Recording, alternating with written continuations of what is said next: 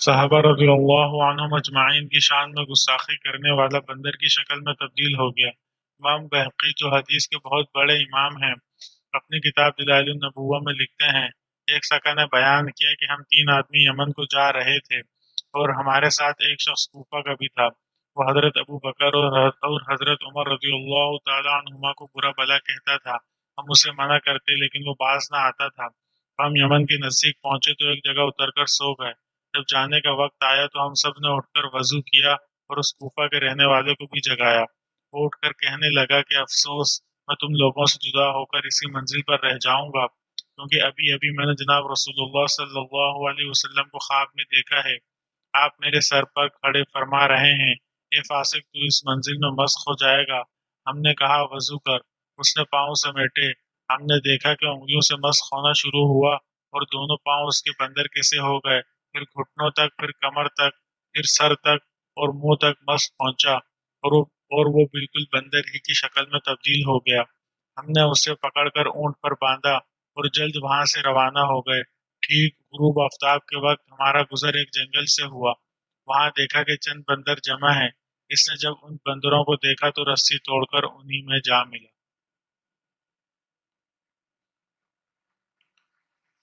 ایک جماعت اہل حلب کی صحابہ کرام رضوان اللہ تعالی علیہم اجمعین کی شان میں گستاخیاں کرتی تھی۔ امیر مدینہ کے پاس آئی اور بہت مال و اسباب، عمدہ عمدہ کپڑے اور مختلف قسم کے تحفے تحائف اور سیم و زر ساتھ لائی، اور امیر مدینہ کے سامنے یہ سارے تحائف، جو ایک اہل دنیا کو موہ لینے کے لیے بہت تھے، پیش کر کے عرض کیا، یہ تحفے تحائف اور سیم و زر، یہ پیشکش قبول کر لی جائے اور اس کے صلے میں اتنا کیا جائے کہ حجرہ شریف روزہ اطہر کا دروازہ کھلوا دیا جائے، اور وہ جماعت جس میں اطہر حضرات شیخین یعنی حضرت ابو بکر اور حضرت عمر رضی اللہ تعالیٰ عنہ کو وہاں سے نکال لے جائے۔ امیر مدینہ جو کہ خالص دنیا دار اور زر پرست تھا، اس سودے کے لیے تیار ہو گیا اور حرم شریف کے دربان کو بلا کر حکم دیا کہ دیکھو، جب اور جس وقت یہ لوگ آئیں، دروازہ حرم شریف کا کھول دینا اور جو کچھ کرے منع نہ کرنا۔ دربان کہتا ہے جب تمام لوگ عشاء کی نماز پڑھ کر رخصت ہو گئے اور دروازے حرم شریف کے حسب دستور بند ہو گئے، باب السلام کے دروازے پر کھٹکھٹانے کی آواز آئی۔ میں نے امیر کے حکم کے مطابق دروازہ کھول دیا۔ دیکھتا کیا ہوں کہ 40 آدمی کدال اور مشل لیے کھڑے ہیں۔ یہ لوگ اندر داخل ہو گئے۔ میں نے مسجد کے ایک گوشے میں بیٹھ کر رونا شروع کیا، یا الہی، یہ کیا قیامت نازل ہو گئی ہے! سبحان اللہ! اللہ کی قدرت اور صحابہ کی جلالت شان نظر آ گئی۔ جب میں نے دیکھا کہ ابھی یہ لوگ منبر شریف کے قریب بھی نہیں پہنچے تھے، زمین ان تمام لوگوں کو ماں ان کے مال و اسباب کے نگل گئی۔ امیر مدینہ کو ان کا انتظار تھا، جب یہ ناچار اپنے کام سے فراغت پا چکیں گے تو ان کے پاس ضرور جائیں گے۔ جب بہت زیادہ دیر ہو گئی تب امیر نے مجھے بلا کر حال پوچھا۔ میں نے جو کچھ دیکھا بیان کر دیا۔ امیر کہنے لگا، تو دیوانہ ہو گیا ہے، سمجھ کے کہ جو کچھ کہتا ہے۔ میں نے کہا، اے امیر، جو کچھ دیکھا تھا بیان کر دیا، تو چل کر خود دیکھ لے، ان کے بعض کپڑے زمین سے نمودار ہیں۔ اس روایت کو حضرت شاہ ولی اللہ صاحب محدث دہلوی رحمۃ اللہ علیہ نے بھی نقل کیا ہے۔ تاریخ کے ان عبرت انگیز اور دلخراش واقعات کو محسوس کر کے بھلا کس مسلمان کا دل گردہ ہے کہ وہ مقدسین اسلام کے خلاف غلط خیال کا بھی ارتکاب کر سکے۔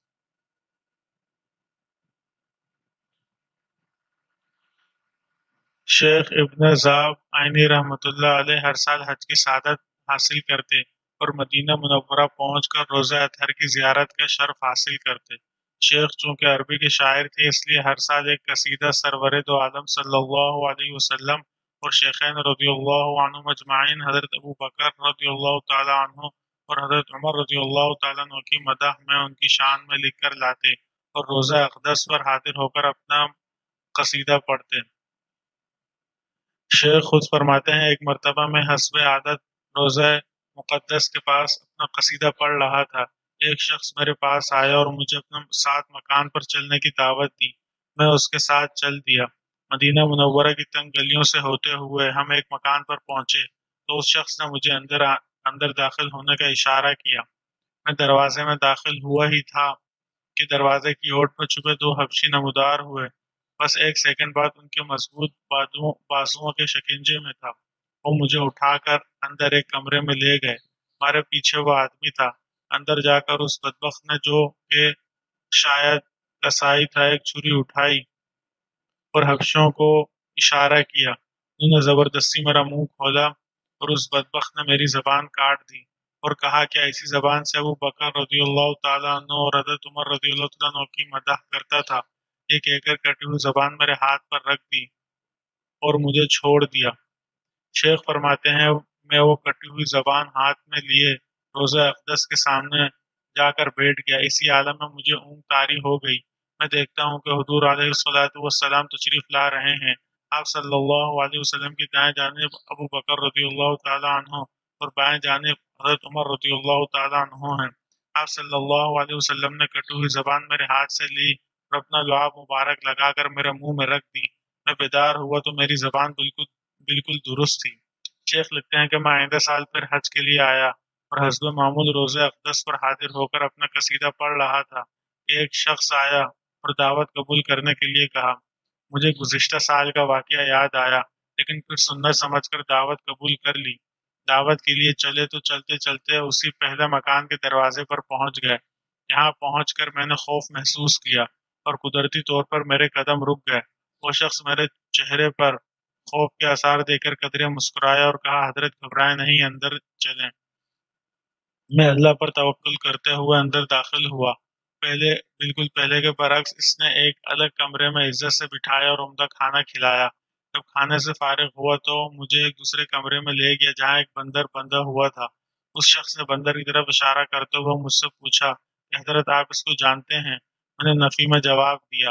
اس نے کہا کہ حضرت یہ میرا باپ ہے اور یہ وہی شخص ہے جس نے گزشتہ سال حضور علیہ الصلوۃ والسلام اور صحابہ کرام رضی اللہ تعالیٰ عنہ کی مدح کرنے پر آپ کی زبان کاٹی تھی۔